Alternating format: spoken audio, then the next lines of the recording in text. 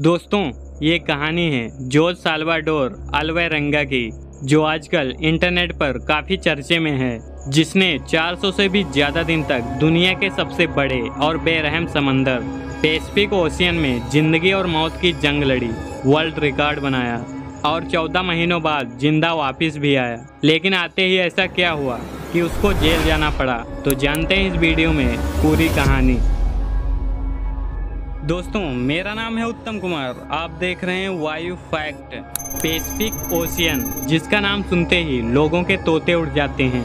दोस्तों, पूरी दुनिया में 71% पानी है, जो डिवाइडेड है 4 ओशंस में, जिनके नाम हैं Atlantic ocean, Pacific ocean, Indian and Arctic ocean. सबसे बड़ा ओशियन पैसिफिक है। ये इतना बड़ा है कि जमीन का कुछ हिस्सा, जो 165 मिलियन स्क्वायर किलोमीटर बनता है, ये अकेला ओशियन 148 मिलियन स्क्वायर किलोमीटर को निगल सकता है। इस ओशियन पर कुछ ही आइलैंड्स हैं जो कि बहुत ही छोटे हैं, और कुछ ऐसे आइलैंड्स भी हैं जिन पर आज तक कोई इंसान जा भी नहीं सका। अब अगर गलती से भी कोई इंसान पैसिफिक ओशियन में गुम हो जाए तो उसको ढूंढना तकरीबन नामुमकिन है। पैसिफिक ओशियन में 14 महीनों तक जिंदा रहने वाला इंसान का नाम था जोज साल्वाडोर अल्वेरेंगा। इस इंसान के पास 7 फुट की छोटी सी बोट थी, जिस पर सीधा लेटा भी नहीं जा सकता था, और ये बंदा 1 साल से भी ज्यादा इस बोट पर जिंदा भी रहा और समंदर की बेरहमी का मुकाबला भी किया और वर्ल्ड रिकॉर्ड भी बनाया, जो आज तक कोई और इंसान तोड़ भी नहीं सका। जोज सिर्फ अपनी किस्मत से मजबूर था कि वो इस कठिन मुश्किल में फंस गया। ये बात है 2012 की। 36 साल का एक तजुर्बाकार मछेरा था, जो मैक्सिको के एक गांव कोस्टा अजूल में रहता था। 17 नवंबर 2012 में जोज और उसका एक साथी मिलकर फिशिंग करने निकलते हैं। रोज की तरह अपनी 7 फुट की छोटी सी बोट पर। इस बोट पर बहुत ज्यादा दूर जाकर मछली नहीं पकड़ सकते थे, क्योंकि बोट बहुत ही छोटी थी, जिस पर एक इंजन और एक फ्रिज था, तो एक कुछ ही मछलियां पकड़ सकते थे। दोनों ने 30 घंटे में वापस आने का फैसला किया। दोनों निकल पड़ते हैं मैक्सिको के साहिल से 120 किलोमीटर दूर। अपना जाल समंदर में बिछा रहे होते हैं कि अचानक एक खतरनाक समुद्री तूफान उनको अपनी तरफ आता नजर आता है। वक्त बचाने के लिए वो जाल को भी वहीं छोड़ देते हैं और बोट को फुल स्पीड पर भगाते हैं। लगभग 6 घंटों तक वो साहिल से सिर्फ 20 किलोमीटर ही दूर थे कि बोट का इंजन अचानक खराब हो जाता है। उनको साहिल भी दिख रहा था और उनका गांव भी। तूफान काफी पीछे रह गया था। उनके पास एक रेडियो था, जिसके जरिए उन्होंने अपनी लोकेशन अपने बॉस को भेज दी और जवाब का इंतजार करने लगे। किस्मत इतनी खराब निकली कि रेडियो की बैटरी भी डेड हो गई। एक तरफ वो साहिल को देख रहे थे, दूसरी तरफ आते तूफान को, जो शिद्दत से आ रहा था, मानो इनको जिंदा ही निगल जाएगा। तूफान के साथ हवाओं की शिद्दत इतनी तेज थी कि उनकी बोट साहिल से दूर होने लगी। कुछ ही देर में साहिल भी मंजर से हट गया और तेज लहरें इनको दूसरी तरफ खींचने लगी। इनके बॉस तक जब वो मैसेज पहुंचा तो बहुत ही देर हो चुकी थी।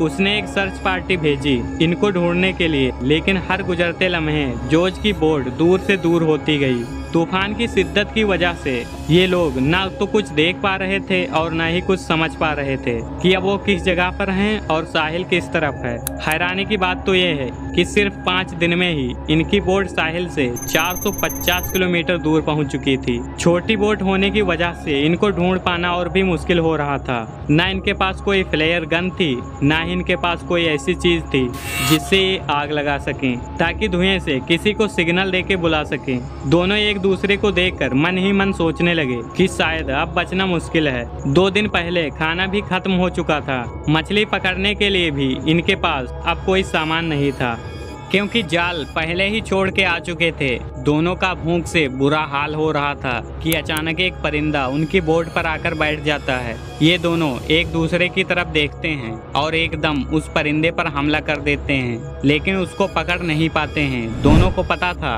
कि हो सकता है परिंदा फिर आए। कुछ ही देर में एक और परिंदा आता है। इस बार दोनों बहुत तरीके से उसको पकड़ने का प्लान करते हैं और आखिरकार वो कामयाब हो जाते हैं, और इस तरह दोनों अपनी भूख मिटाने के लिए बोट पर आने वाले परिंदों और कच्ची मछलियों से अपना गुजारा करने लगे। समंदर का खारा पानी पीने से इंसान की मौत हो सकती है। इस वजह से उन्होंने बारिश के पानी को प्लास्टिक की बोतल में स्टोर करना शुरू कर दिया, जिसे पीकर वो जिंदा रहते थे।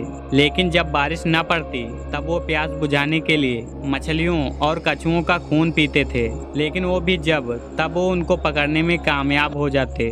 दिन गुजरते गए और फिर ये दोनों जिस मेंटल टॉर्चर से गुजर रहे थे वो इमेजिन करना भी हमारे लिए बहुत मुश्किल है। आखिरकार जॉर्ज का साथी ये टॉर्चर बर्दाश्त न कर सका और 4 महीने के बाद उसने सुसाइड कर लिया। और अब बोट पर सिर्फ जॉर्ज अकेला था और उसके चारों तरफ पानी ही पानी था, जिसको देखकर उसको जिंदगी की कोई उम्मीद नजर नहीं आ रही थी। लेकिन अपने हालात से तंग आकर वो जैसे तैसे जिंदगी गुजारने लगा। मैप में देखा जाए तो एक अंदाजे के मुताबिक जॉर्ज पैसिफिक ओशन के इस हिस्से में मौजूद था, जिसको दुनिया का सुनसान हिस्सा माना जाता है, क्योंकि यहाँ से सिर्फ कार्गो शिप्स ही गुजरती हैं। मैक्सिको के साहिल को छोड़े 6 महीनों से भी ज्यादा हो चुके थे और इस दौरान जॉर्ज ने अपने साथी को भी खो दिया था। इस वजह से काफी ज्यादा फ्रस्ट्रेट हो चुका था। एक दिन जॉर्ज को दूर समंदर में एक कार्गो शिप नजर आती है। पिछले 6 महीनों में ये पहला शिप उसको नजर आई थी और ये मंजर देखते ही उसमें जिंदा रहने की उम्मीद फिर से वापस आ गई। जॉर्ज ने कार्गो शिप की तरफ हर मुमकिन इशारा करने की कोशिश की, लेकिन बदकिस्मती से शिप इतनी दूर थी कि जॉर्ज को वो ना देख सके और देखते ही देखते वो शिप नजरों से गायब होने लगी और वो ये सोचने लगा कि शायद मेरी किस्मत में मरना ही लिखा है। दोस्तों, जरा सोचिए कि 6 महीने तक आप दुनिया की एक ऐसी जगह पर हों जहां पर आपको दूसरे इंसान भी नजर नहीं आते, और अगर लंबे अरसे के बाद आपको कोई दिखे लेकिन वो आपको ना देख सके और गुजर जाए तो आपको कैसा लगेगा।